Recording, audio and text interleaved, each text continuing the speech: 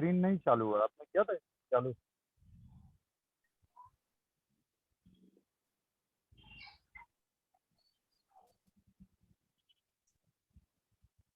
चलो, I have made you host and I have started recording. आप अपना computer पे रिकॉर्ड कर। ठीक है सर। Okay okay. चलो, थैंक यू। लास्ट पेज विसर्ग काल वाला, आदान एवं विसर्ग काल।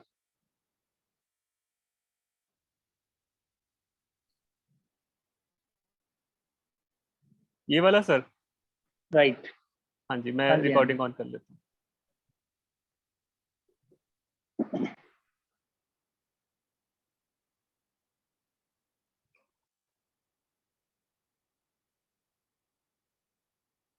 करें शुरू? जी सर। नमस्कार।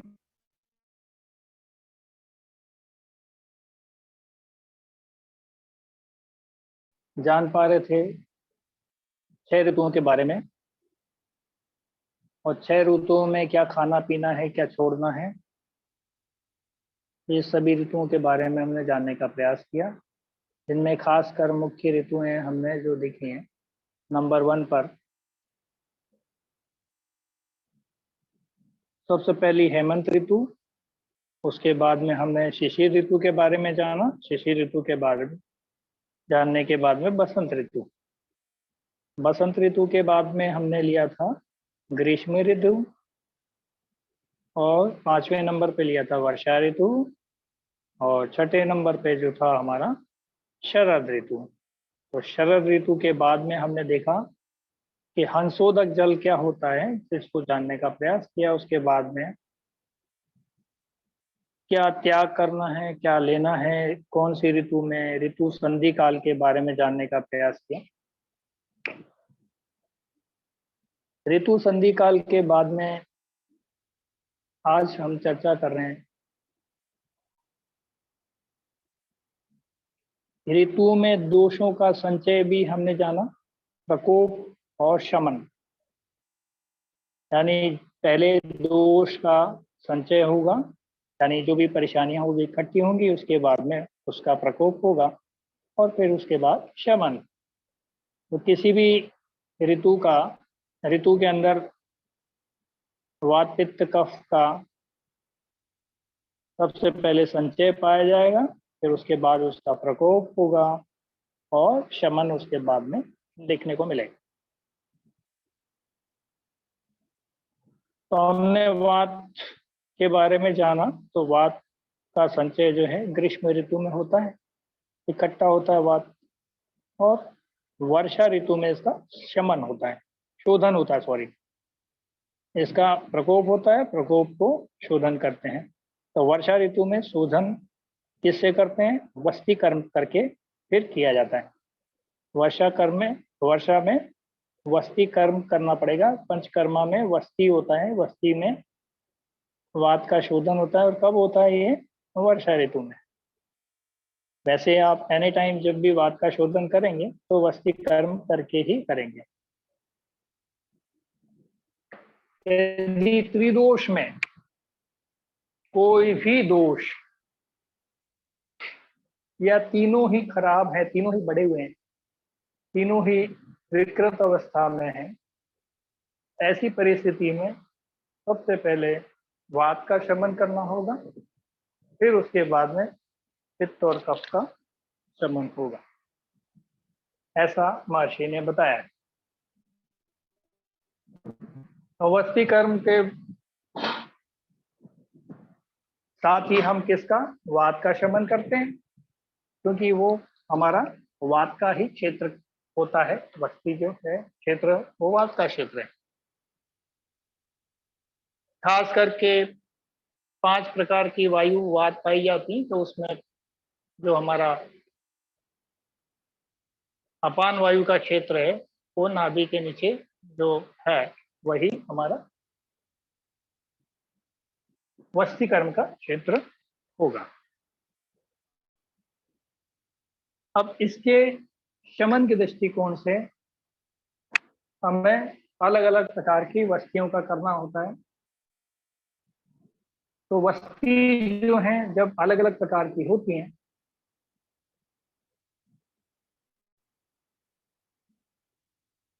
तब ही हमारा वात का शमन होता है। वात का शमन के लिए क्या करना होगा? वस्तीकरण। और जब बच गया है मतलब शोधन करना है, शमन नहीं। शमन तो ऑटोमेटिकली शरद ऋतु में थोड़ा बहुत बचा होता है, वो खुद ब खुद हो जाया करता है, क्योंकि शरद ऋतु का जो खान पान होता है वो इसका खुद ब खुद शमन कर देता है। ऐसे ही पित्त के बारे में हमने जानने का प्रयास किया, तो पित्त जो है इसका संचय वर्षा काल में होता है, और इसका जो शोधन काल है वो, या प्रकोप काल, प्रकोप होगा जब तो शोधन करेंगे, तो प्रकोप काल जो आएगा वो शरद ऋतु में होगा। तो क्या करना है? विरेचन कर्म करके उसका शोधन करना है पहले, फिर उसका कुछ छोटी मोटी दवाइयां दे करके उसको शमन कर देना है। वो हेमंत ऋतु में होगा शमन। और कफ का शिशिर ऋतु में संचय होगा, और वसंत ऋतु में क्या होगा? इसका शोधन होगा। शोधन कैसे होगा? वमन के द्वारा।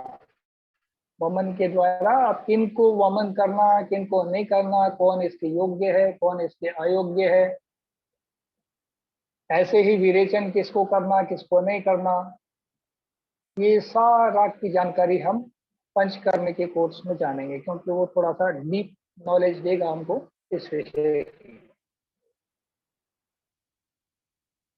अब करना तो क्यों करना, वो भी सब उसी के अंदर मिलेगा, राइट। तो अभी हमने, और ग्रीष्म ऋतु में इसका क्या होगा? शमन हो जाएगा अपने आप। तो ये जो कर्म है, ये सब होने के बाद, ये सब होने के बाद यहाँ पर आचार्य ने कहा है कि सभी ऋतुओं में सर्व रस सेवन करना है, सर्व रस सेवन करना है। यानी सभी ऋतुओं में 6 रसों का तो सेवन करना अनिवार्य है, लेकिन जैसी जैसी परिस्थिति होगी वैसा वैसा काम करेंगे। तो ये कौन कौन से होगा, किसको क्या करना है, वो सब पंचकर्मा में जानेंगे। प्रत्येक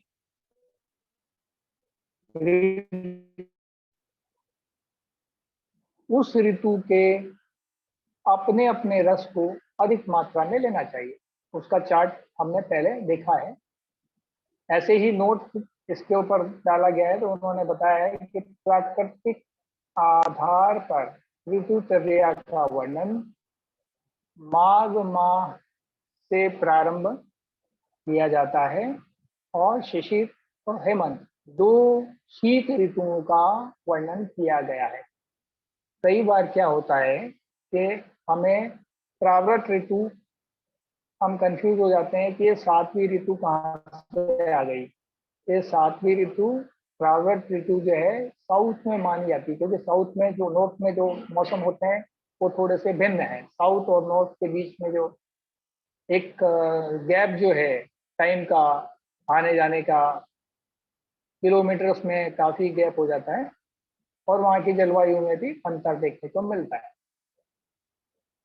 जिसके कारण वहाँ पर सर्दी की ऋतु ना होकर के उसे क्या कहा है? प्रावृत ऋतु कहा है।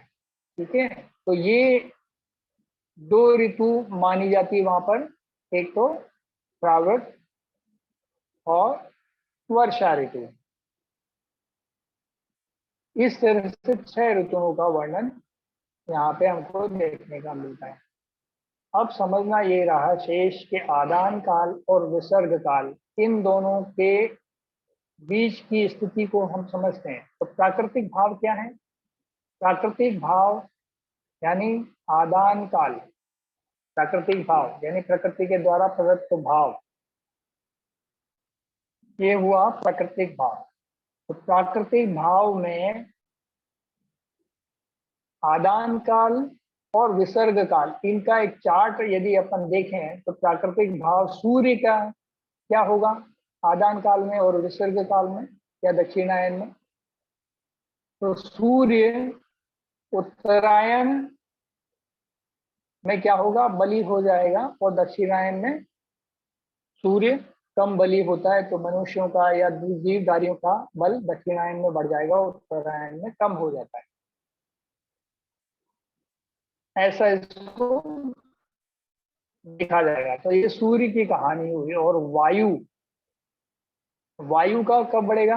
तो ये तीव्र और रूक्ष कंडीशन में जो वायु आएगी वो कब आएगी? आदान काल में आएगी। वायु यानी वात की तीव्र और रूक्ष यानी ड्राइनेस वाली सूखी हवा और तीखी हवा वो कब आएगी? आदान काल में आएगी।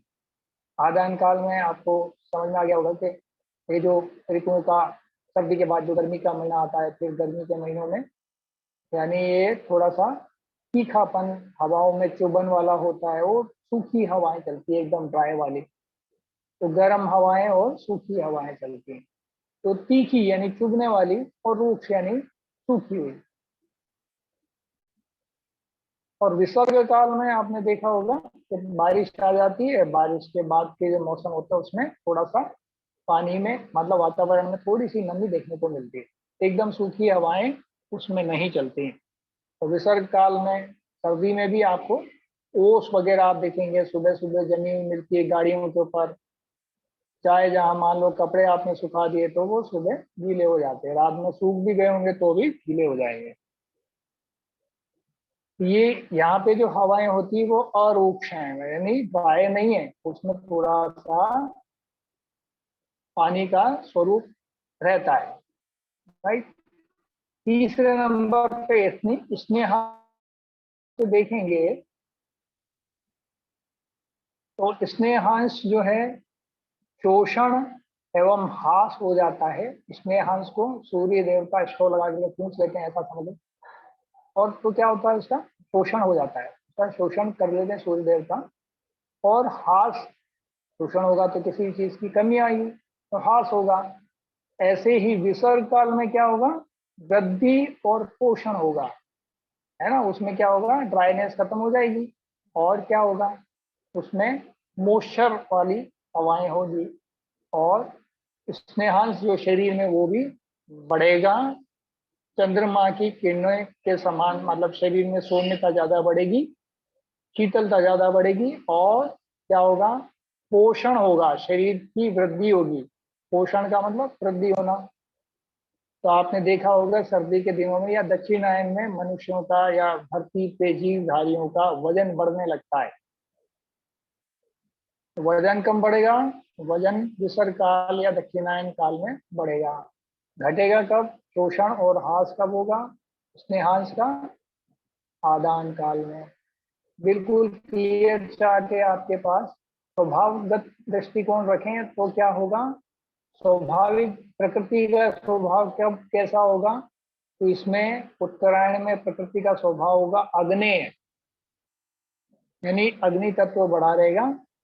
और विसर्ग काल यानी दक्षिणायन में क्या होगा? सौम्य हो जाएगा, सॉफ्ट हो जाएगा, एकदम स्वभाव भी सॉफ्ट हो जाएगा उसमें।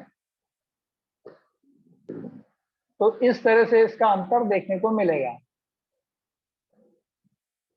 तो स्वभाव भी प्रकृति का बदलेगा। और ऋतुएं, ऋतुएं कौन कौन सी हो सकती हैं? तो ऋतुएं आदान काल में कौन कौन सी ऋतु मानिए?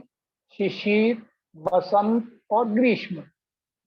तो शिशिर में और थोड़ा तेज दिखेगा मतलब, और उसके बाद बसंत ऋतु में तो आपको पता ही है पत्ते वत्ते झड़ जाते हैं, सब कुछ सूखने लग जाता है, पेड़ भी सूखने लग जाते हैं। और ग्रीष्म ऋतु में और भी ज्यादा ड्राइनेस प्रकृति में देखने को मिलती है। बसंत ऋतु में भी पत्ते नए आते हैं, हमारे शरीर के अंदर भी ड्राइनेस आने लगती है, ये सब कुछ होता है। और गर्मी में और ज्यादा बढ़ जाता है, गर्मी में शरीर में गर्मी बढ़ने लगती है, तो आपको गर्मी ज्यादा फील होती है, महसूस होता है। तो दक्षिणायन में क्या? वर्षा, शरद और हेमंत, ये तीन ऋतुएं होंगी जहाँ पे ड्राइनेस ना होकर के वहां पे क्या होगा? स्नेहांश बढ़ जाएगा, यानी थोड़ा सा सौम्य व्यवहार करेगी प्रकृति हमारे साथ। तो वर्षा में मॉइस्चर बढ़ जाएगा, ऐसा समझ सकते हैं इसको। शरद और हेमंत ये तीन ऋतु में सबसे ज्यादा पोषक बरसात में, वर्षा ऋतु में, फिर उससे कम शरद ऋतु में और उससे हेमंत ऋतु में। तो इस तरह से ये बढ़ेगा क्रम मॉइस्चर का, और इधर शिशु ऋतु में, बसंत में और ग्रीष्म में इधर मॉइस्चर घटेगा, यानी प्रकृति के अंदर इसकी सौम्यता घटेगी। रस क्रमशः, रस के दृष्टिकोण से देखें तो क्रमशः कौन कौन से रस प्रधानता रहेगी, तो शिशिर ऋतु में तिक्तता आ गया, बसंत में कषाय और ग्रीष्म ऋतु में कटु रस की प्रधानता देखने को मिलेगी। कटु रस ठंडा है तासीर में, इसलिए आपको परवल वगैरह ऐसी सब्जियां ग्रीष्म ऋतु में देखने को मिलती हैं अक्सर। बाकी तो आजकल तो कभी भी कुछ भी चीज उगा के मनुष्य खाने लगा है, लेकिन मौसम के दृष्टिकोण से मौसमी सब्जियों की बात करें तो इस तरह से देखें।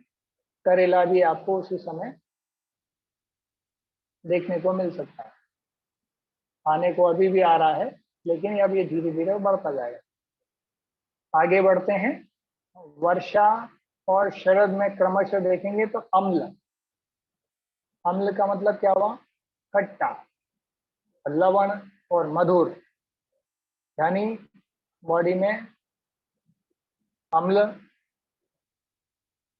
लवण और मधुर, ये जो तीन हैं, खट्टा, नमकीन और मधुर, इनकी रसों की प्रधानता देखने को मिलेगी। तो ऋतु के अनुसार ये प्राकृतिक स्थिति हमने जानी और समझी। ये हमारा ये अभी का आज का ये ऋतुओं के अनुसार प्राकृतिक स्थिति थी। अब इसमें क्या है कि जैसे जैसे ये काल बढ़ता जाएगा, वैसे वैसे ये ऋतुएं जो हैं आपको, जैसे जैसे मतलब हमारे बरसात का मौसम आएगा उस समय, वैसे वैसे हमारे यहाँ पे क्या होगा, सौम्यता बढ़ती चली जाएगी। सर्दी का मौसम आएगा उसमें भी सौम्यता आ जाएगी। तो ये जो क्रम है, इसकी जो सौम्यता का दृष्टिकोण से देखें तो सूर्य दक्षिणायन में क्या हो रहा है, हमारा ढीला पड़ता जा रहा है, ऐसा समझेंगे इसको, यानी उसमें तेज कम हो रहा है। और उत्तरायण में क्या कर रहा है, सूर्य बढ़ रहा है। और चंद्रमा कब बली हो रहा है, चंद्रमा बली हो रहा है आपके सौम्य काल में या विसर्ग काल में। तो विसर्ग काल में चंद्रमा बली होता चला जाएगा, और उत्तरायण में क्या होगा, सूर्य बली होता चला जाएगा। जब सूर्य बली होगा तो प्रकृति के जितने भी जीवधारी हैं उनका बल घटने लगेगा, और जब बल घटने लगेगा तो शरीर में कमजोरी होगी, तो बीमारियां भी जल्दी से घेर सकती हैं। बाकी धीरे धीरे आगे बढ़ते बढ़ते जैसे सौम्य काल आएगा हमारा दक्षिणायन, उस समय शरीर का बल खुद ब खुद बढ़ने लगेगा और सूर्य का बल कम होने लगेगा। इस तरह से इस क्रम को हमें समझना है ऋतुचर्या के हिसाब से। तो ये हमने देखा कि ऋतुचर्या का क्या सिस्टम रहता है, शरीर पर उसका क्या प्रभाव होता है, रसों के बारे में इसकी विवेचना को भी हमने समझा, और विवेचना के साथ साथ कौन घटेगा तो क्या करना है, कौन बढ़ेगा तो क्या करना है, ये सब भी हमने जानने का प्रयास किया। ये ऋतुचर्या वाला जो है अध्याय बहुत इम्पोर्टेंट हो जाता है, क्योंकि इसमें ही सब कुछ समाहित है, इसको समझने की जरूरत है। क्योंकि जैसे दिनचर्या को हमने समझा, वैसे ही हमारा क्या है, ये ऋतुचर्या भी जानना बहुत जरूरी है। ये नहीं जानेंगे तो हमें इन सभी चीजों से मतलब थोड़ा सा वो रहेगा कि कैसे क्या समझना है, आयुर्वेद समझ में नहीं आएगा कुल मिला के, क्योंकि ऋतुओं में क्या कंडीशन आएगी। तो इसको गहराई से अध्ययन करना बहुत जरूरी था, इसलिए मैंने इसका अलग से कोशिश की कि आपको थोड़ा अलग इसके ऊपर थोड़ा समय ज़्यादा दिया जाए। ये हमने देने का प्रयास किया। अब कुछ और चर्चाएं हैं इनकी, उसको भी मैं आपको बताने का प्रयास करूंगा इसके अंतर्गत, और फिर आपके प्रश्नों को भी हम लेने का प्रयास करेंगे। ऋतुचर्या में कौन कौन से प्रश्न हमारे हो सकते हैं।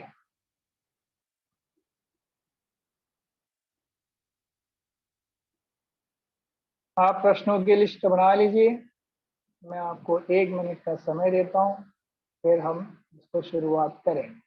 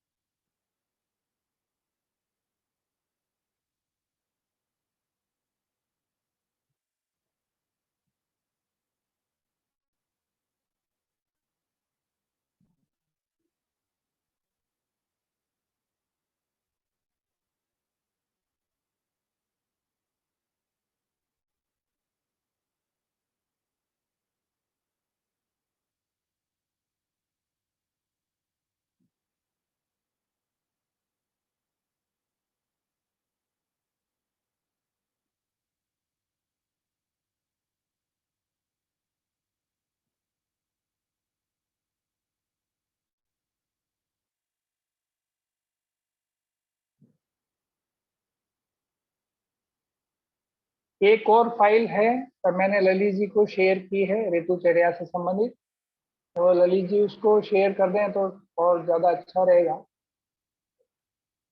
जी सर, मैं कर रहा हूँ, 1 सेकंड। लेकिन काफी धुंधली दिख रही है, पता नहीं। ग्रुप में भी डाल दीजिएगा। ललित जी को मैंने बताया, दे तो दिया।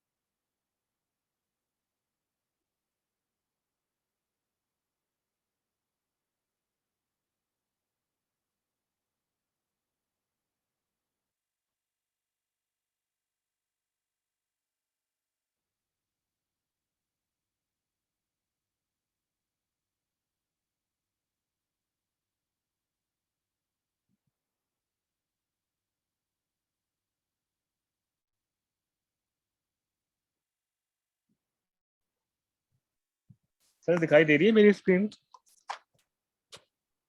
1 मिनट अभी देखता हूँ। हाँ जी, दिखाई दे रही है।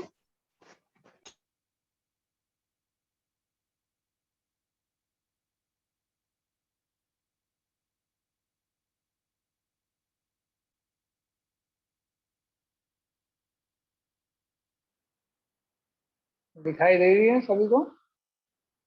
जी दादा, दिखाई दे रही है। Okay, very good.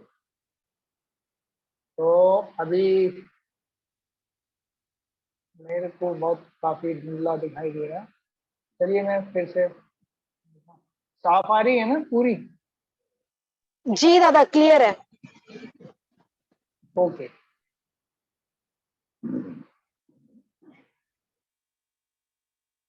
ये एक और फाइल है, इसको हम एक बार और थोड़ा सा निगाह मारते हैं, शुरू से देखते हैं। शिशिर ऋतुचर्या, ठीक है। तो शिशिर ऋतुचर्या में संभावित रोग कौन कौन से हो सकते हैं, क्योंकि रोगों की विषय को हमने छूना रह गया था। तो शिशिर ऋतु में क्या होगा? अधिक भूख लगना है, होठ, त्वचा, विवाही फटना, है ना, ये सब शेयर हो रहा होगा आपको।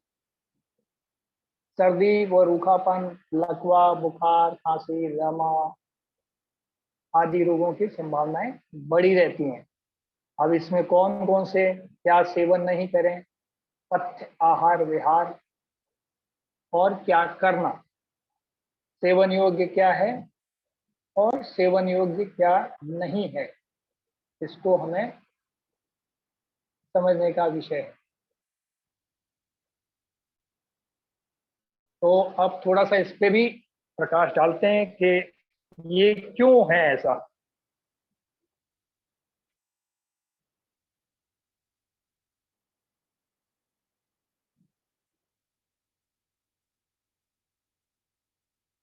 तो संभावित रोगों की तो हमने श्रृंखला देख ली। पथ्य अपथ्य, इसको भी समझते हैं। विभिन्न प्रकार के पाक एवं लड्डू, अदरक, लहसुन की चटनी, जमीकंद, पोषक आहार आदि सेवन करना बताया गया है। दूध का सेवन विशेष रूप से करें बताया गया है। तेल की मालिश करना, धूप का सेवन करना, क्योंकि इस मौसम में विटामिन ये बॉडी में थोड़ा सा वो होता है, तो स्किन में भी आपको थोड़ी सी ड्राइनेस और ये खुश्की जैसी फील होती है। तो सर्दी ज़्यादा होने की वजह से, मतलब मौसम का प्रभाव देखने को मिलता है हमें। तो तेल की मालिश करना, धूप का सेवन करना, ये सब कार्य हमको करने चाहिए, ऐसा इसमें बताया गया। और थोड़ा सा निगाह और मार लेते हैं कि इसमें क्या क्या करना चाहिए। तेल की मालिश हो गया, धूप का सेवन हो गया, गर्म पानी का प्रयोग। तो हम नहाने धोने में क्या कर सकते हैं, सीधे सिर के ऊपर भी कभी गर्म पानी नहीं डालना चाहिए भाई, क्योंकि ये कफ का क्षेत्र है, कफ पिघलने लग जाता है, तो आपको बीमारियां हो सकती हैं। ऊनी और गहरे रंग के कपड़े पहनना, क्योंकि डार्क कपड़े, हम सब समझ सकते हैं कि सूर्य की रोशनी को डार्क कलर के जो कपड़े होते हैं गहरे रंग के, वो आकर्षित करते हैं। आकर्षित करने के कारण वो थोड़ा लाइट उजले कपड़े पहनेंगे तो क्या होगा, रिफ्लेक्ट कर देगा ना। तो इसके कारण हमको क्या करना, थोड़े गहरे कलर के कपड़े पहनने चाहिए। जूते मोजे आदि से शरीर को ढक कर रखना चाहिए। बिल्कुल सब व्यवहारिक जानकारी है, कुछ विशेष इसमें बड़ी चीज नहीं है, लेकिन फिर भी एक बार निगाह मार लेते हैं हम। पथ्य अपथ्य के दृष्टिकोण से आहार विहार में क्या सेवन नहीं करना है, तो बरसात एवं ठंडी हवा से बचना चाहिए। कभी कभार ऐसी कंडीशन बनती है तो बचने की आवश्यकता है। हल्का रूखा एवं वायुवर्धक आहार न लें। वायुवर्धक आहार क्या हो सकता है, मैंने आपको बताया था। वायुवर्धक आहार कटु तिक्त कषाय जो आहार है, मतलब 3 रस जो हैं आखिर के, ये वात को बढ़ाते हैं। खास तौर से कड़वा जो है वात को बढ़ा देता है। कड़वा क्या करता है, वात को बढ़ा सकता है। और कषाय भी वात को बढ़ाता है। मैंने वो चार्ट भी आपको बताया था कि कौन से आहार जो है सबसे ज्यादा वात को बढ़ाएगा, कौन कम करेगा। वो रसों की श्रृंखला में समझना है, आपके पास है वो फाइल, तो आप देख करके उसको समझ सकते हेलो हैं। सर, हाँ जी। थोड़ा सा मैं एक बार मुझे ना आप कटु कषाय और तिक्त जो होता है उसमें डिफरेंस बताइए, हाँ मतलब कोई अच्छा, एग्जांपल दे करके। चलिए है एग्जाम्पल। तो बहुत कटु, कॉमन प्रश्न, कटु शायद का बहुत बार आ चुका ये। कई तो बार, जिसने नहीं पढ़ा है वो क्लास में छुट्टी मारी होगी तो वो तो छुट्टी हो गई हाँ जी, होगी। कुछ ऐसे ही हो गया। हाँ जी, फिर भी थोड़ा सा मैंने कहा कभी मेरे को कंफ्यूजन सा हो रहा था तो पूछ ही लूं मैं। उसका तो एग्जाम्पल हल्का थोड़ा रूखा, बताइए। बता रहा हूँ जी जी, बता। धन्यवाद सर। कटुतिक्त, वेलकम। कटुतिक्त कषाय, कटुतिक्त कषाय क्या है, कटु का मतलब होता है आयुर्वेद के दृष्टिकोण से चरखा, काली मिर्च वाला स्वाद जो है ना, ऐसा। थोड़ा थोड़ा सौंठ के अंदर भी आपको देखने को मिलेगा ये वाला स्वाद। अदरक में भी है, सौंठ में भी है, राइट। अब बढ़ते हैं आगे की तरफ। तिक्त, तिक्त का मतलब होता है कड़वा, करेले जैसा कड़वा। नीम करेला ये सब जो है कड़वा हो गया, राइट। अब कषाय रस को देखें तो कषाय रस में क्या आ गया, फिटकरी वाला जो स्वाद होता है वो कषाय रस होता है। तो ये जो है आपके वात की वृद्धि करते हैं। ये आंवला किस में आएगा, अम्ल में आएगा? आंवला भी वात की, हाँ आंवला आंवला है, अम्ल होते हुए भी अम्ल का नुकसान नहीं करता, इसलिए आप इसको रसायन माना गया है। अच्छा। इसको आप 12 महीना सेवन कर सकते हैं। हम्म। लेकिन आंवले की एक समस्या है, ये बॉडी में ड्राइनेस जरूर लाता है। जी खट्टे का जो नुकसान होता है वो नहीं करता, इसको खट्टा हुए तो भी नहीं करेगा। वैसे तो कषाय की श्रेणी में वैसे तो 5 रस हैं इसमें, सब के सब, नमकीन को छोड़ दो बाकी सब हैं इसमें, लेकिन इसको रसायन माना है, यानी शरीर की वृद्धि करने में सहायक है। यानी ये इसमें बाकी रस होते हुए भी फिर भी वृद्धि कर रहा है। वृद्धि करने के साथ बॉडी में ड्राइनेस भी लाता है, जिसका भी हमको ध्यान रखना होगा। ड्राइनेस ला रहा है तो इसका मतलब क्या कर रहा है, वात को बढ़ा रहा है। वात को बढ़ा रहा है तो कई लोग ये बोलते हैं कि आंवले का पाउडर हमको लेने से कॉन्स्टिपेशन हो जाता है। बिल्कुल होता है, ज्यादा मात्रा में यदि आंवला लेंगे तो कॉन्स्टिपेशन होगा ही, बॉडी में ड्राइनेस होगा ही। तो जो ड्राइनेस के जो रोग होते हैं वो सारे इससे बढ़ सकते हैं ज्यादा मात्रा में लेने से, इसलिए इसको त्रिफला के साथ में लेने का चलन है, या फिर दूध के साथ ले सकते हैं। तो जो नुकसान करने वाली काम है वो नहीं करता, क्योंकि दूध में चिकनाई भी है, और ये इसको चिकनाई मिल जाए तो ये बढ़िया काम कर देता है। ये ड्राइनेस ला रहा है, ठीक। तो वातवर्धक आहार ना लें, ये कहा गया है, हल्का। और दूसरी दिनचर्या में ऋतुचर्या में देखें, बसंत ऋतु। बसंत ऋतु की वे क्या समझेंगे, तो ये जो समय कौन सा है, महीना देखे तो मार्च अप्रैल का महीना, और बसंत ऋतु में पत्ते उत्ते झड़ते हैं। राग भी, संगीत के अंदर बसंत राग आता है।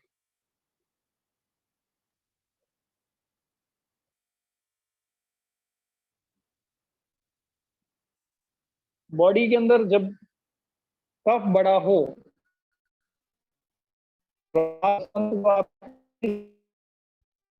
के अंदर से कफ थोड़ा सा कम हो गया खाली राग सुनने मात्र से, तो ये संगीत की चिकित्सा भी है और आयुर्वेद के दृष्टिकोण से भी है। चैत्र और वैशाख का जो महीना है ये आपका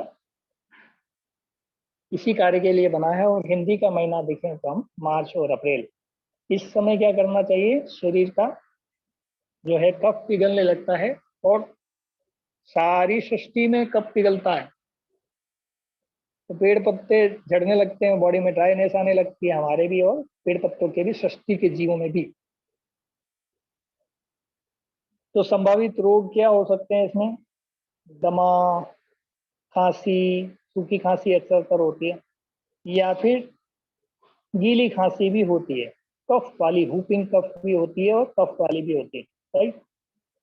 क्यों हो जाती है, क्यों हो जाती है कि शरीर में क्या होता है, कफ जो बड़ा रहता है वो पिघलने लगता है। तो हमारे शरीर के अंदर जब कफ पिघलेगा तो सांस की नली में ये नीचे की तरफ जाएगा, या सांस की नली के अंदर चला गया, या ऐसी जगह पर चला गया जहां पर इसको नहीं जाना चाहिए। तो ऐसी कंडीशन में सांस लेने में बाधा उत्पन्न होगी, अन्य कई कार्यों में दिक्कत होगी, बोलने चालने में भी शरीर में भारीपन लगेगा।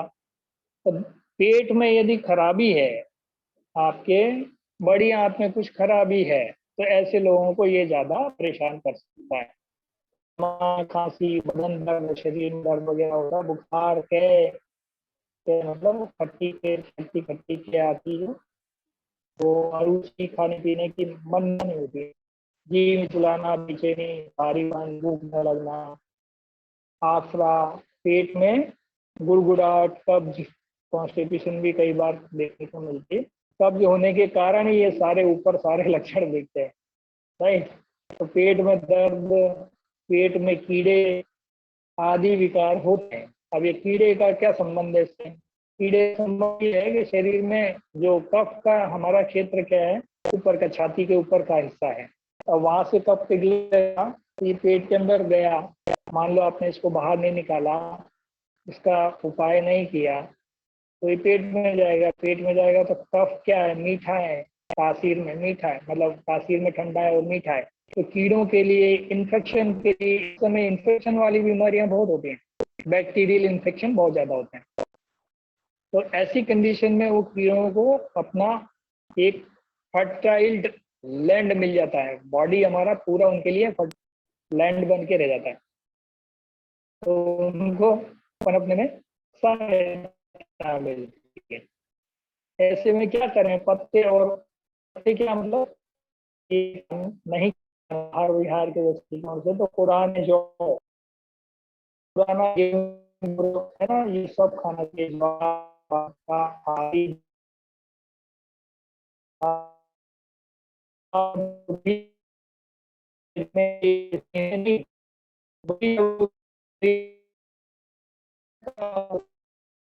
बड़ा हुआ हो आहार और प्रोडक्शन आपके खाने पड़ते हैं ना, वो सब एंटीबायोटिक ये सब नहीं करना पड़ेगा। तो जो गेहूं कम मात्रा में जो लेने से जल्दी आराम से रिलीज हो जाता है कफ, ज्वार, बाजरा, मक्का आदि धानों का आहार श्रेष्ठ है। और बहुत ज्यादा कफ बढ़ गया है, बॉडी में इन्फेक्शन बढ़ गया, तो केवल मूंग की दाल का पानी पियो, मजा आएगा। उसमें काली मिर्च डालोगे और बढ़िया हो जाएगा, सौंठ डाल लोगे और बढ़िया हो जाएगा। भूख वूख खत्म हो गई तो मूंग की दाल के पानी में सौंठ या अदरक वदरक बढ़िया सी इसका रस मिला करके पी लो, आपको लाभ करेगा। हल्का हल्का मसूर की दाल, पहले तो मूंग की दाल एक नंबर पे, ये थक गए खाते खाते तो थोड़ा चेंज करना है तो मसूर की दाल, यानी वो उससे पचने में ज्यादा भारी है। मूंग की दाल इन्फेक्शन को रोकती है, मसूर की दाल भी रोकती है, लेकिन इतनी नहीं रोकती जितना मूंग की दाल। उसके बाद में आता नंबर अरहर की और फिर चने की दालें। चने की दालें आपके गैस वैस बना सकती है, तो जिनको भारी खाना नहीं पचता है वो लोग इससे दूर हैं, अन्यथा कब बढ़ जाएगा। तो मूंग मसूर ज्यादा महत्वपूर्ण है, उनके बाद में नहीं कुछ मिल रहा है, तो बाद की कंडीशन में हम उनके बाद की कंडीशन में अरहर और चने की दाल की जा सकती है। तथा मूली, घिया, मूली का प्रयोग यहाँ कर सकते हैं। मूली का प्रयोग क्या करें, मूली को हम सुखा सकते हैं और सुखाने के बाद में उसको जला देंगे। मूली मोटी सारी मूली होती है, उसको सुखाओगे फिर उसको जला दोगे, जलने के बाद जो उसमें से बुरादा झड़ के निकलेगा मूली सूखने के बाद में, ये कफ के लिए बहुत शानदार प्रयोग है। अस्थमा दमा वालों के लिए अच्छा प्रयोग है। उसका जो भस्म जो निकलेगी उसको पानी में डाल के गर्म पानी के साथ में लेने से फायदा करता है दमा अस्थमा वालों को। एक अच्छा प्रयोग है ये। केवल यही प्रयोग है ये नहीं कह सकता मैं, ये भी एक प्रयोग है, ये कहना श्रेष्ठ होगा।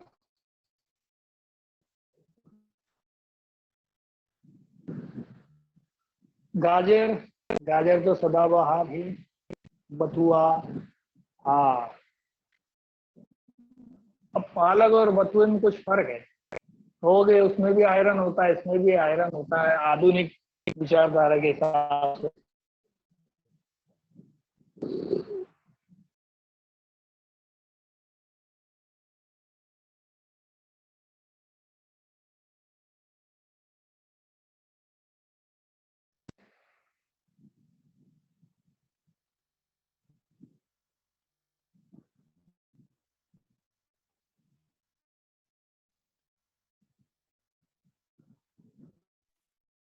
बथुआ थोड़ा तासीर में गर्म है,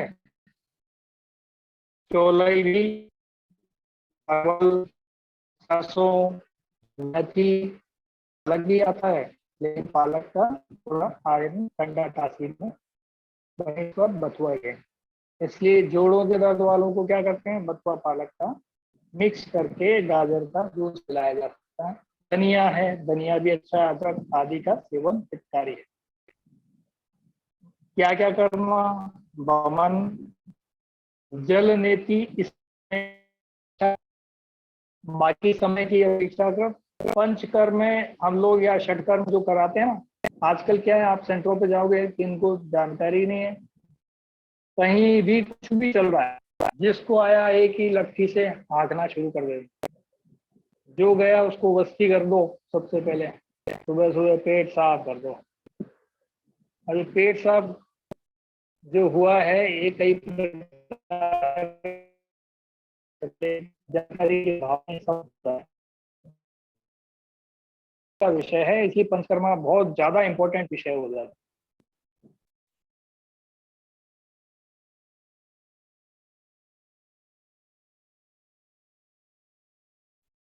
तो वमन, जल नेति, नस्य, कुंजल आदि हितकर है इस मौसम में। कैसे हितकर है? क्योंकि शरीर में कफ पिघल के आमाशय में इकट्ठा हो रहा है। इसके कुछ लक्षण भी हैं कि किन को करना चाहिए, किन को नहीं करना चाहिए। मैं शॉर्ट में इसको थोड़ा बता देता हूँ। जिनको भूख भूख नहीं लग रही है, ऐसे लोगों को खाने में अरुचि है, इच्छा बिल्कुल नहीं है, तब ये उनके लिए सूटेबल हो सकता है। लेकिन जिनको ये नहीं है तो फिर उनके लिए घातक भी हो सकता है। सदा के लिए थोड़ा समझ सकते हैं, टिपिकल स्थिति में आ जाता है व्यक्ति, और फिर वो हमेशा के लिए जो है भूख और इससे बड़ा असर देखने को। परिश्रम, व्यायाम,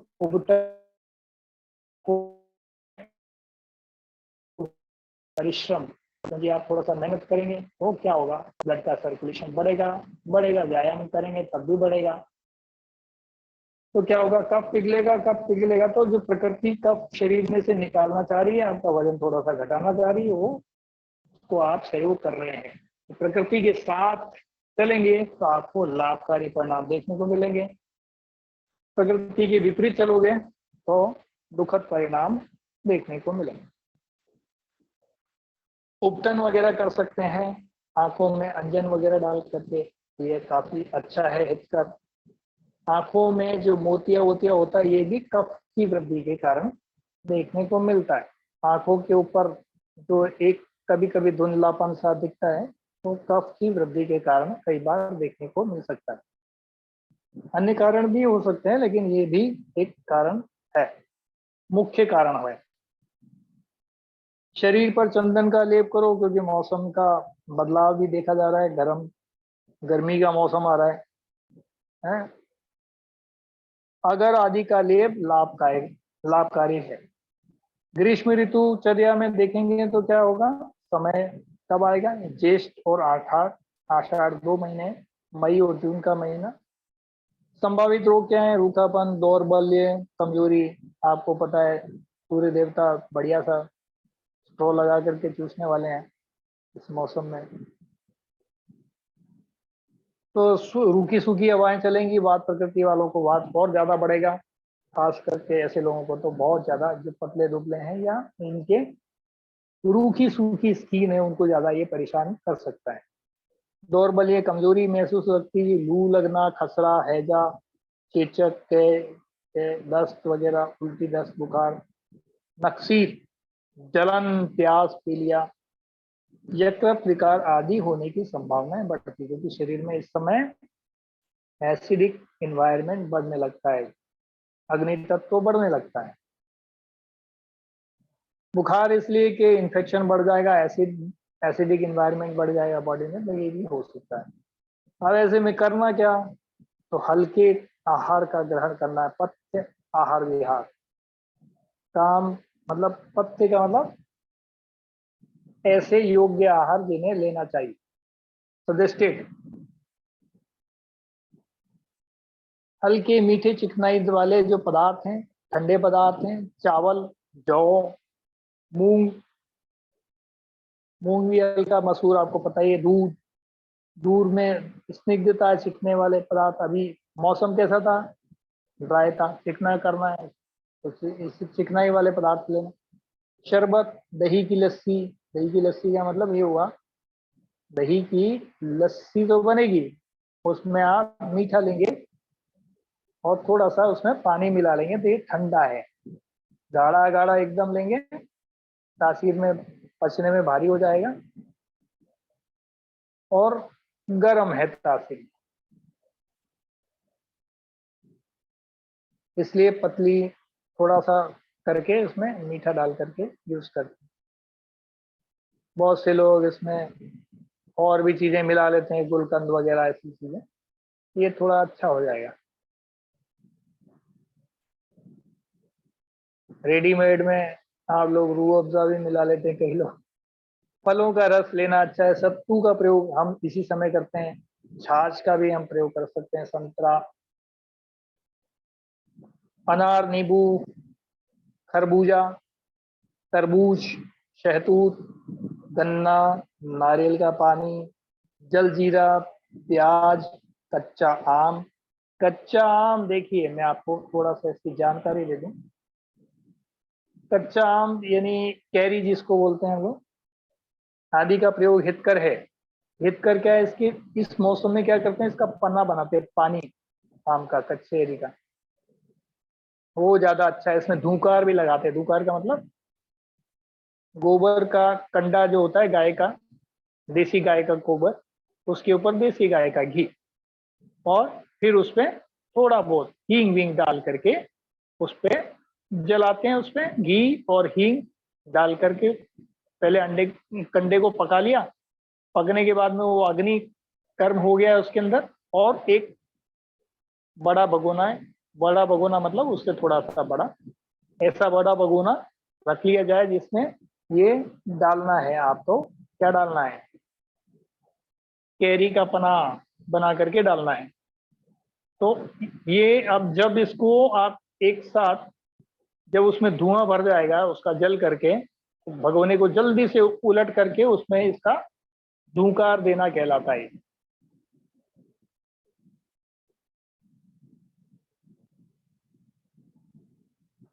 सूर्योदय से पहले उठना चाहिए, ये तो हम सालों से ये कर्म करते ही आए। तो सूर्योदय से पहले उठना तथा उषा पान हितकर, इस समय उषा पान हितकर है। कुछ लोग 12 के 12 महीने दनादन पानी पिए जा रहे हैं। अभी हफ्ते भर पहले ही मैं यहाँ फरीदाबाद में हूँ, तो अभी खतरनाक केस आया था, शरीर में जबरदस्त सूजन। हमने कहा जी सुबह सुबह पानी पीते, बोले हाँ, 1 लोटा भर के पानी पीते हैं, उससे उसके बिना फ्रेश होता ही नहीं। तो ये कहानी है ज्यादा पानी पीने की।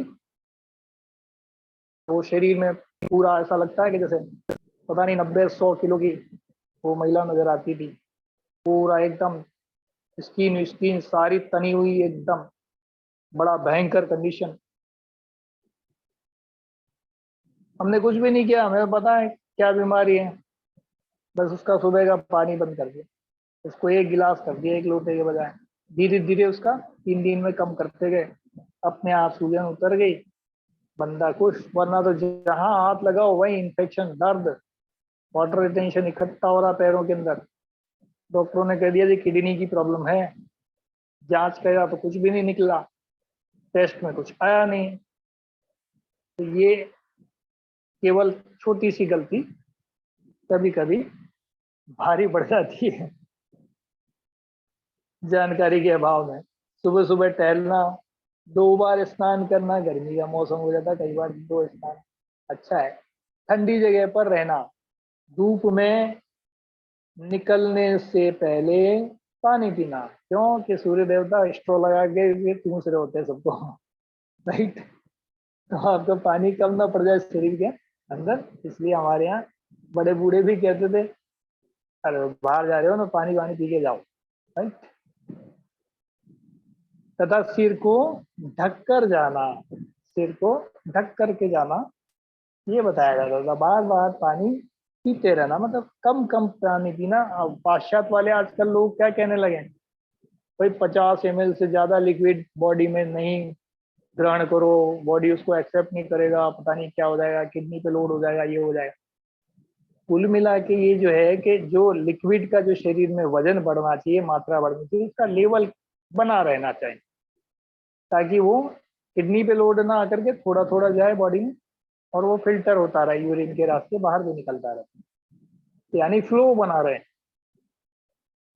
लेकिन लार के साथ मिक्स करके ही होना चाहिए। सुगंधित द्रव्यों का प्रयोग, एक दिन में सोना अच्छा है, एवं दिन में सोना अच्छा। हाँ, तो केवल एक ऋतु है जब विवाह शयन कहा गया है, यानी दिन में सोना कहा गया है। कौन सी ऋतु? एक ही, ग्रीष्म ऋतु। राजस्थान में तो 1 करोड़ रुपया लेकर के खड़े हो जाओ, सेठ जी मना कर देते, भैया 4 बजे आना, अभी हमारा खाना खाया है, और वो बंदे वहीं गद्दी पे लेट जाते हैं। आजकल थोड़ा सा बदलाव देखने को मिला है, लेकिन जो पुरानी पीढ़ी के लोग हैं वो ऐसे ही करते थे, चाहे वो बड़े ज्वेलर हों, कपड़े वाले हों, कोई भी व्यापारी हों, अक्सर कर इस समय या तो शटर डाउन कर देते हैं, या फिर घर चले जाते हैं, या फिर अपनी दुकान में खाना खा के लेट जाते हैं, 1 घंटा आधा घंटा ऐसा।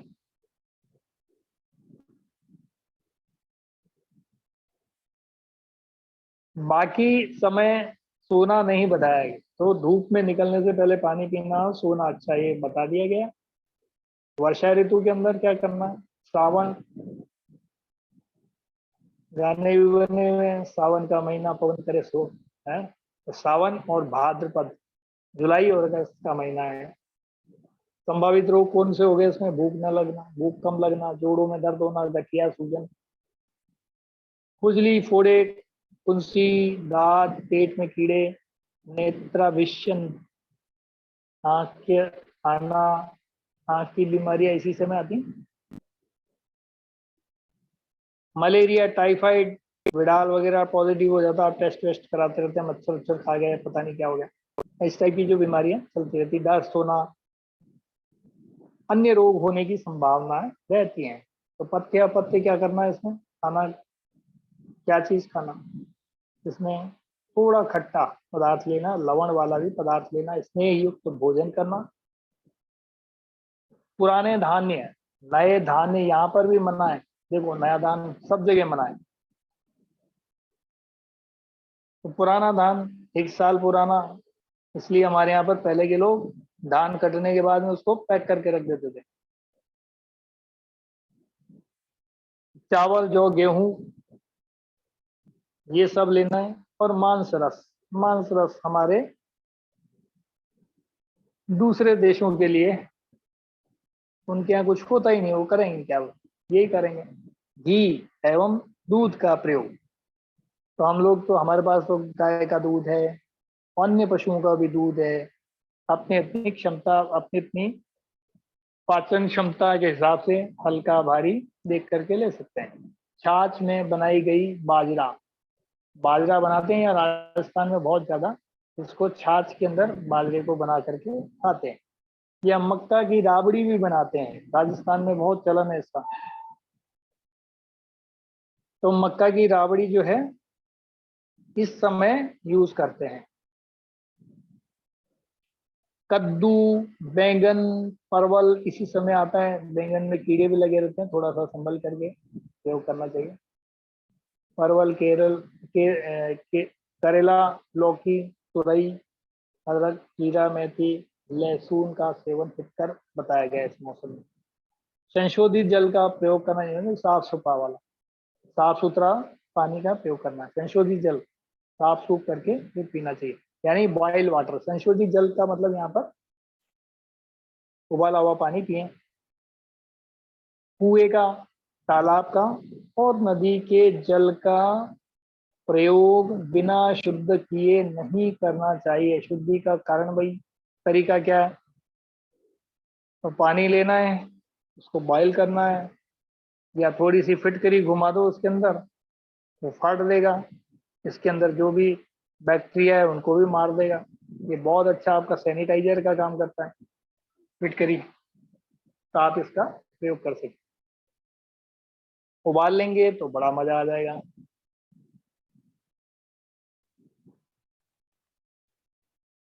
तो पानी को उबाल कर उपयोग में लेना श्रेष्ठ है। भीगने से बचें क्योंकि बारिश का मौसम है। समय अश्विन, कार्तिक, सितंबर, अगली ऋतु की चर्चा कर रहे हैं। अश्विन और कार्तिक महीना, कार्तिक स्थान भी होता है, ये एक शुद्धा भाव का समय है। सितंबर और अक्टूबर, इसी समय एक तो मार्च अप्रैल में डिटॉक्स करने का बताया, एक इस समय डिटॉक्स करने का बताया। तो फॉरेनर्स इंडिया में बहुत आते हैं इस समय, वो लोग डिटॉक्स काफी कराते हैं, जिनको अच्छी जानकारी है, वो समझदार लोग। तो संभावित रोग कौन से हैं? आयुर्वेद के मत में शरद काल में पित्त का प्रकोप होता है, जो शरीर में अग्नि का प्रधान कारक है। अतः ज्वर, रक्तपित्त, दाह, सर्दी यानी उल्टी, के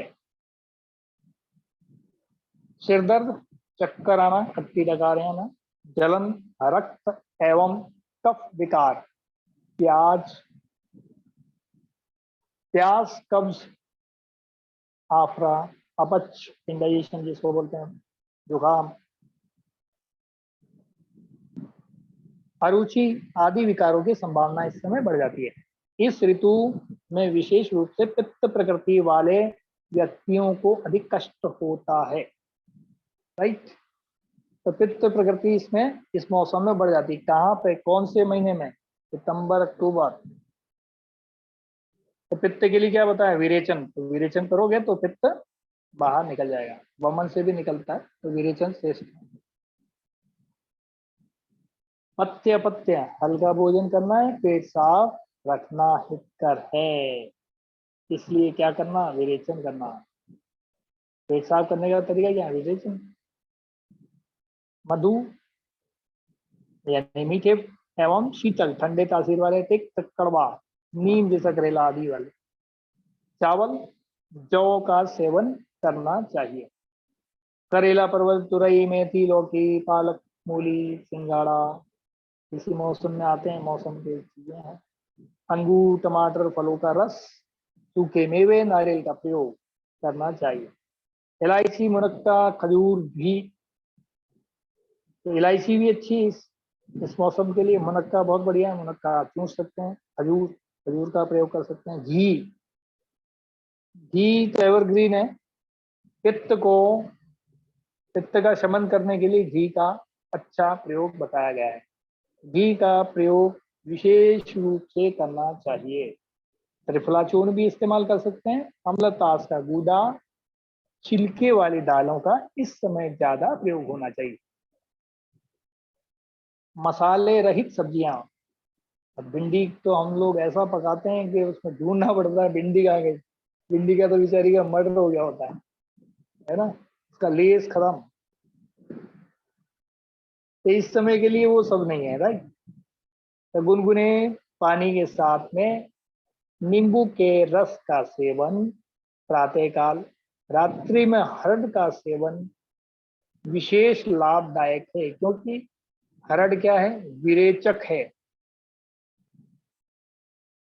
और इसी में इस मौसम में विरेचन करना बताया। हेमंत ऋतुचर्या, इसमें मार्गशीर्ष और पोष यानी नवंबर दिसंबर का महीना। संभावित रोगों की एक बार नजर डालें तो वात रोग इसमें ज्यादा बढ़ जाते हैं। वात, श्लेष्मिक रोग, झिल्लियों वाले जो रोग होते हैं शरीर में, जो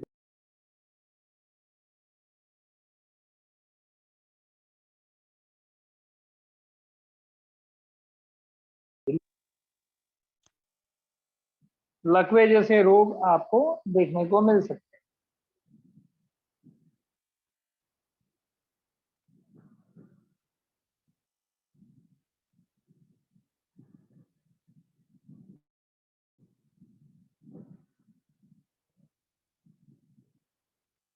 दमा, पाँव में जुकाई, फटना, जुकाम आदि ये सारे देखने को मिलेंगे। पथ्य क्या करना है? खाना पीने के दृष्टिकोण से देखिए तो शरीर संशोधन हेतु वमन व कुंजल आदि करें। तो वमन विरेचन करें या वमन कुंजल भी आप करते रहें। इस मौसम के लिए श्रेष्ठ स्निग्ध, मधुर, गुरु, लवण युक्त भोजन करें। स्निग्ध का मतलब चिकना, ग्लेसी जिसको बोलते हैं, मधुर मीठा, गुरु यानी थोड़ा सा भारी लवण युक्त भोजन करना श्रेष्ठ। घी तेल तथा, कहते हैं इस मौसम में खाओ पियोगे तो अच्छा है ना, तो खाओ, खाने पीने का मौसम है नवंबर दिसंबर। इस समय तिल विल के लड्डू भी खाए जाते हैं और भी पता नहीं लोग क्या क्या बनाकर खाते हैं। तो आप लोग मैसेज बॉक्स में टाइप करके बताइएगा क्या क्या बनाते हैं। घी तेल तथा उष्ण मोगर, गोंद, मेथी के लड्डू, च्यवनप्राश, नए चावल। देखिए अभी तक क्या था, पुराने चावल, पुराने की बात कर रहे थे, सब चीज पुराना होना चाहिए, लेकिन कौन सा महीना बताया जिसमें नया? केवल नवंबर दिसंबर वाला महीना, याद रखिएगा। इस समय नया क्यों बताया कि खाना शोरा, तो यहाँ पे मधुर होना चाहिए, मीठा ज्यादा होना, स्निग्ध होना चाहिए, तो नए चावल में स्निग्धता ज्यादा है, मधुरता भी ज्यादा होगी, यानी उसमें फाइबर होने के साथ साथ मीठापन भी ज्यादा रहेगा, और गुरु पचने में भारी हो जाएगा, राइट, इसलिए सेवन करना बेहतर है। तो इस तरह से इस पे काम करने और समझने की विशेष जरूरत है। बाकी आप इनको पढ़िए। कुछ और चीजों को हमने हाथ के दृष्टिकोण से भी लिख के याद दिया हुआ है। वो हाथ का लिखा हुआ थोड़ा सा, लेकिन वो धुंधला है, कोई दिक्कत नहीं है। उसका चार्ट भी यहाँ बना हुआ है, इस चार्ट के अनुसार भी आप क्या समझे, अपने हिसाब से आप इसको समझ करके करिएगा। वैसे तो सारी चीजें वही हैं जो पिछले हमने बार में पढ़ी हैं, पिछली बार में कुछ नया विशेष इसमें है नहीं। फिर भी आपको ये चार्ट कुछ न कुछ नएपन का एहसास कराते रहेंगे और नई नई जानकारियां देते रहेंगे।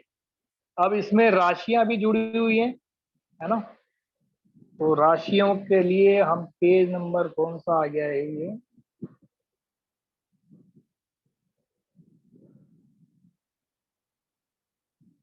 13 नंबर का पेज है।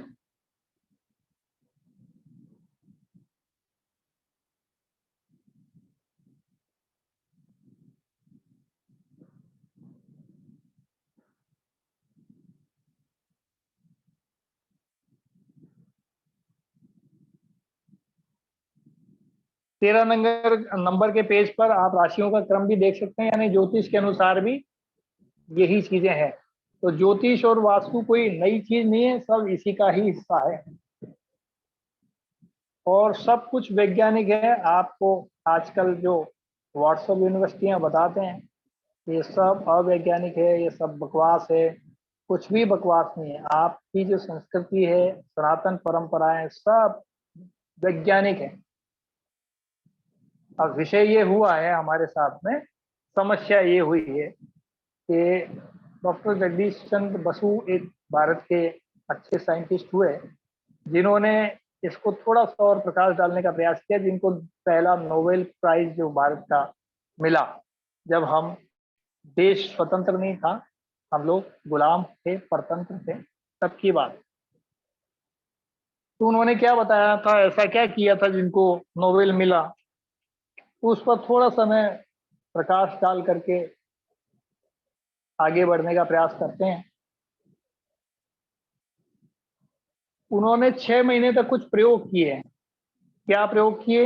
एक खेत में दो व्यवस्थाएं बनाई, 2 कमरे बना दिए और वहां कुछ गमले रख दिए, पौधे वौधे अच्छे खासे, और कुछ अच्छे वाले पौधे सेम सिमिलर, सेम एज के, सेम बीज के, सेम प्रजाति, सब कुछ एक कमरे में, एक जगह पर उन्होंने एक तरह के पौधे रखे जिनको खाद पानी सब कुछ जो भी न्यूट्रिशन वैल्यू अच्छा सा था वो सब दिया, और दूसरे वालों को भी वही सब दिया, है ना। अब उन्होंने क्या किया, उन्होंने जाकर के एक तरफ जाते थे, खाद पानी और सब कुछ बढ़िया देते थे, और वहां पर उनको गालियां देते थे। क्या कहते थे?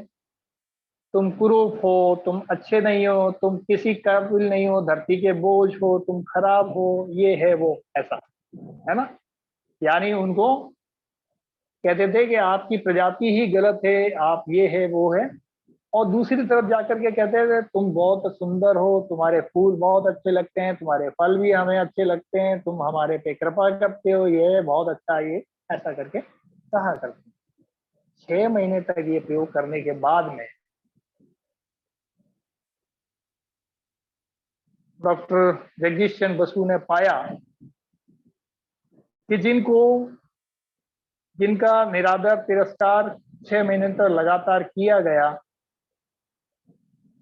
वो सब के सब मर चुके थे, और जिनकी तारीफ में सब कुछ कशीदे करे गए, वो सब लहलहा रहे थे, और उसकी दुगनी गति से उनकी वृद्धि हो रही थी। इसका मतलब ये है, उन्होंने ये सिद्ध करके बताया कि पेड़ पौधों में भी जान होती है। तो ये तो थे पेड़ पौधे, अब हमारी ले लें कंडीशन, उनमें जान है तो हमारे पास भी तो है। अब हम जो गुलाम हो गए कुछ साल, इस गुलामी की जंजीरों में जकड़े हुए जो विदेशी थे, उन्होंने उनको तो 6 महीने में ये हालत हो गई। हमारे तो 200 साल से भी ऊपर हमको अंग्रेज लोग यही पढ़ाते रहे, हमारी आपकी कल्चर बेकार है, आपकी संस्कृति गलत है, ये सब बेकार है। यानी आपको 200 साल तक गालियां पड़ी हो तो आपका क्या बचा होगा? कल्चर, संस्कृति, सब कुछ सनातन का, या जो आज जो कुछ दिख रहा है, ये सब के सब जो है आप में हीन भावना वो भर चुकी है कि आप अपनी चीज को, अपने परिवार को भी ठीक नहीं समझते। अपना भाई जो कहता है उस पर हम भरोसा करना छोड़ दिए हैं। बाहर से कोई आकर के हम पर आकर कहे कि देखो अंग्रेज अच्छे हैं, अंग्रेज गोरे हैं, अंग्रेजों ने रेल दिया, डाकतार विभाग दिया, कल्चर दिया, तुम लोग सब बेकार की चीज थे, ये वो। हमें इतने साल तक यही चीजें किताबों में भी पढ़ाई जा रही हैं, वो तो चले गए, किताबों में भी हमें यही पढ़ाया जाता है। तो हम क्या करेंगे? विटामिन डी अच्छा है, यानी जो भी कल्चर बाहर से आई है वो अच्छी है, आपकी सब बेकार है। तो ये जो 200 साल की गुलामी ने जो हमारी कल्चर को तोड़ा है, सनातन का परंपरा को तोड़ा है, जिसके कारण हम लोगों के मनोभाव इतने टूट चुके हैं कि हम अच्छे बुरे का भेद करने में असमर्थ। जो हमें बचपन से पढ़ाया गया, किताबों में भी वही पढ़ रहे हैं, जबकि जी रहे हम आयुर्वेद हैं और पढ़ क्या रहे हैं? पढ़ विदेशी संस्कृति रहे। तो हमारी कल्चर को हम नहीं पढ़ने के कारण जो खामियाजा हमारी परंपराओं ने, हमारी पुश्तों ने भुगता, पीढ़ियों ने भुगता, वही सब जो है उन पेड़ पौधों के साथ हुआ। उनको तो नोबेल मिल गया, लेकिन हमारा क्या होगा? इस पर जरा विचारणीय विषय है, विचार करिएगा।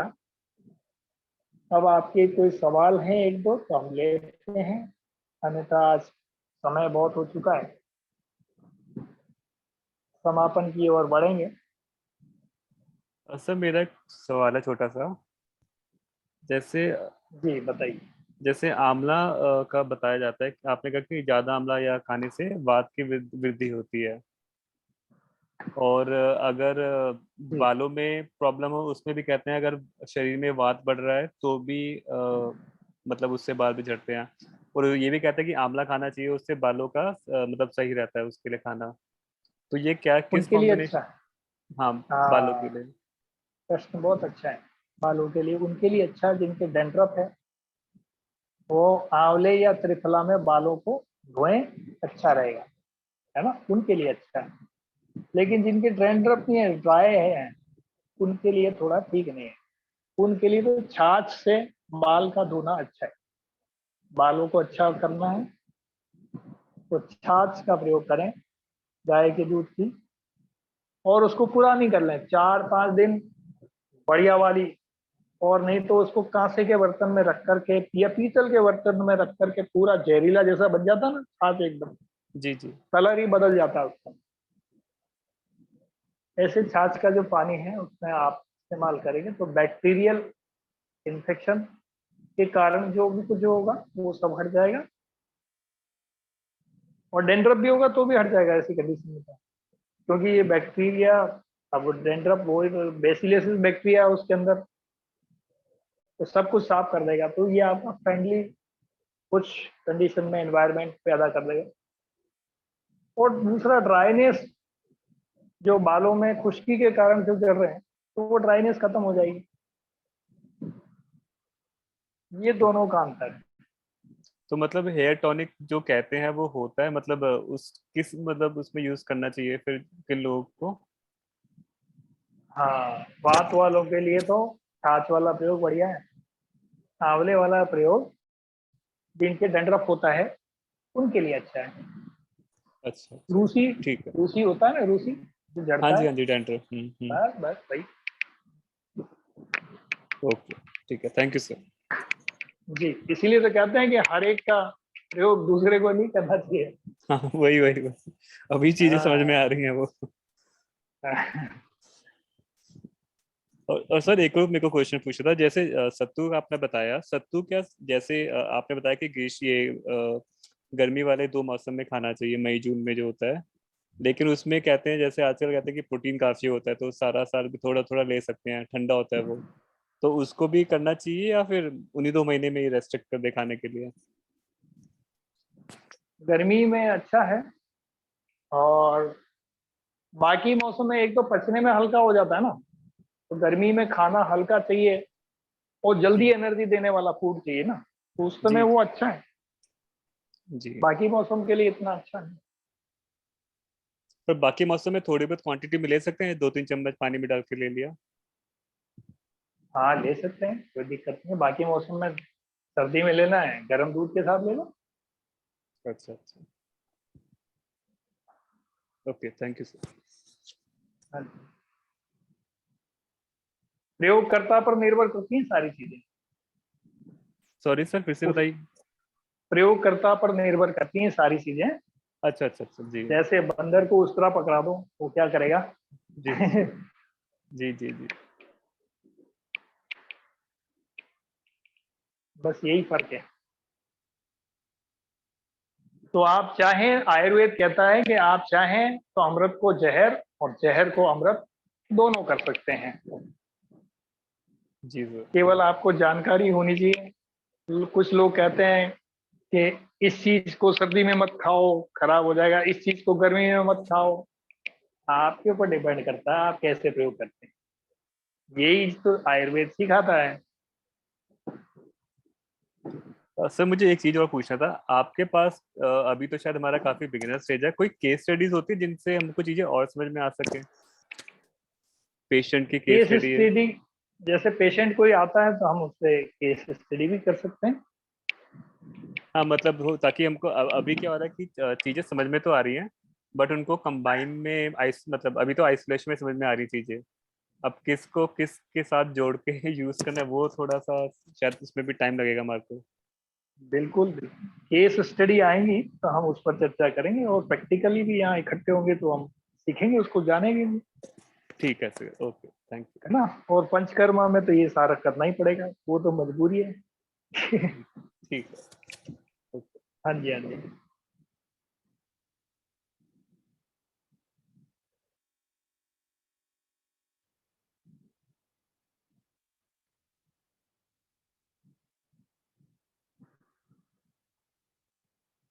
सभी को प्रणाम, नमस्कार। प्रणाम सर, थैंक